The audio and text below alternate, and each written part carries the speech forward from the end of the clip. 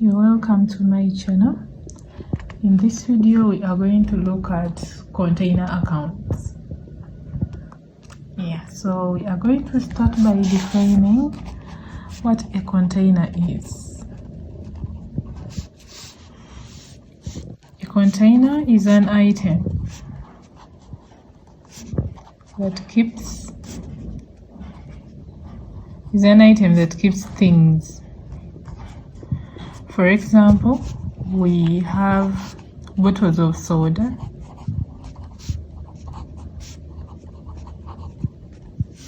crates, polythene bags,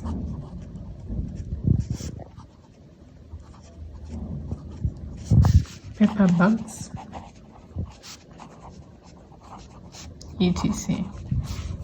So that's what we call container, an item that keeps things safe. Like a bottle of soda, crates, polythene, and paper bags, and very many others. So we have types of containers. We have two types of containers.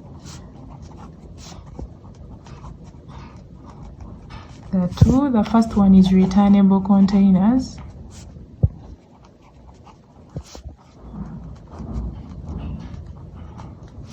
And the non-returnable containers.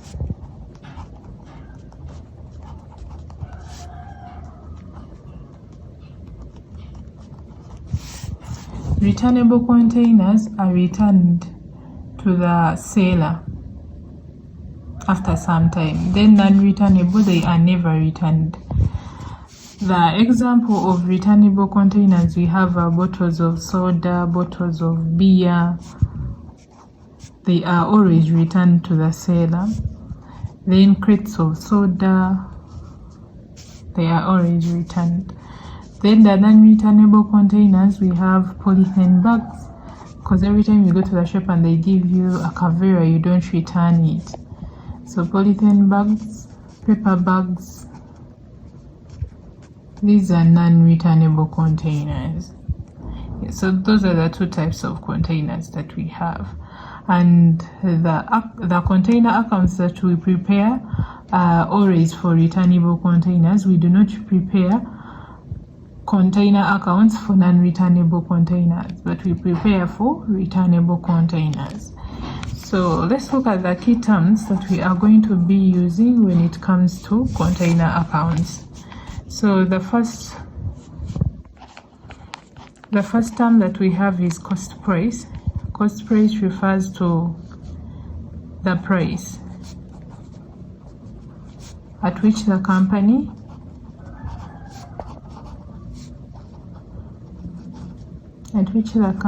buys the containers.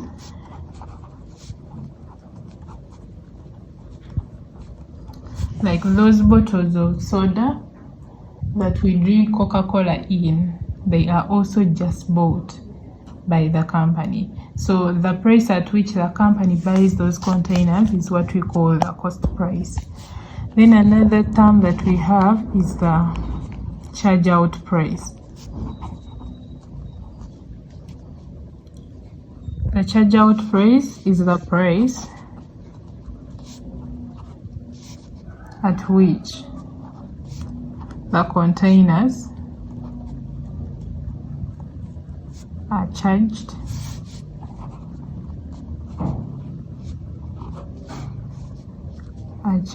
or given to customers.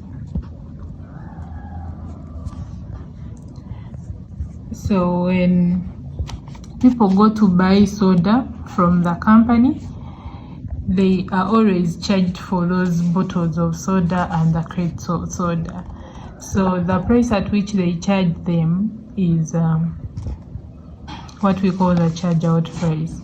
They can give them maybe 5 crates of soda, and they tell them for every crate we are going to retain maybe 10,000, so that when you return our crates, we shall give you back a certain amount of money. So that 10,000 that is kept by the company is what we call the charge out price. Then we have the credit back price. Another term is the credit back price. So this is the amount given back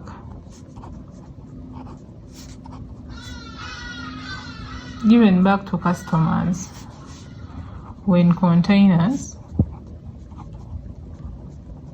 are returned in good condition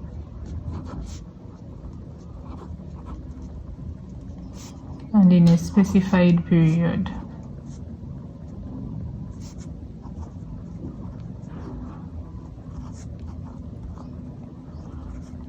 So the company can say that you're supposed to return the crates of soda within 3 months. After 3 months, they take it like you retain the containers, you're not going to bring them back. So the credit back price is that amount that they give you back. As they said here on the charge out price, if they retained 10,000 of your money for each crate, so that when you bring back, they give you back the money. So when you bring back the crates, they won't give you the 10,000, the whole amount. They can give you like 8,000 back per crate. So that 8,000 that they give you becomes the credit back price. So it's that amount given back to customers when containers are returned in good condition. They must be in good condition. Of course, you can't bring back a broken one and you expect a refund. In good condition and in a specified period. Yeah, so that is the credit back price. Then we have another term called the hire charge or the hire profit.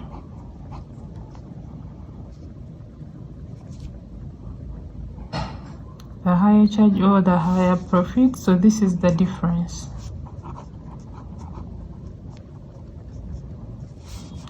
The difference between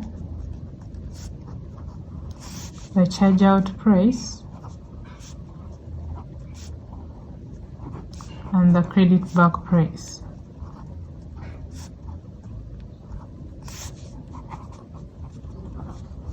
So the 10,000 minus the 8,000, that difference of 2,000 is what we call the hire charge.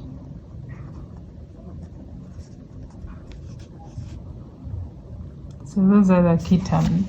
Then the accounts that we are going to be looking at in container accounts. The first one we have is container stock account. Container stock account records the stock. Records the stock of containers both in the warehouse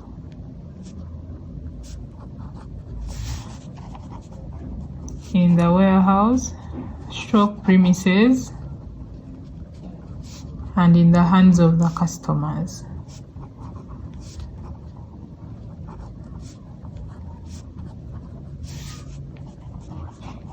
So this stock account records the containers that were taken by customers, then also the containers that are in the warehouse or that are the premises. Then the second account that we have is the container suspense account.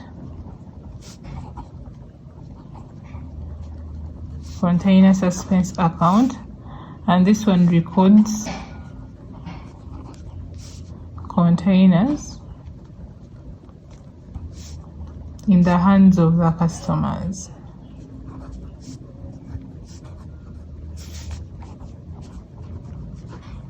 In the hands of the customers. So this one records the stock in the hands of the customers and at the premises, and this one records only containers in the hands of the customers. So these are the two accounts that we are going to be looking at in container accounts, and those are the key terms. Those are the types. Yeah. So that is the introduction when it comes to container accounts. Thanks for watching. Do not forget to subscribe, like, comment, share with your friends. In my next video, we are going to be having an example on container accounts. Thanks for watching.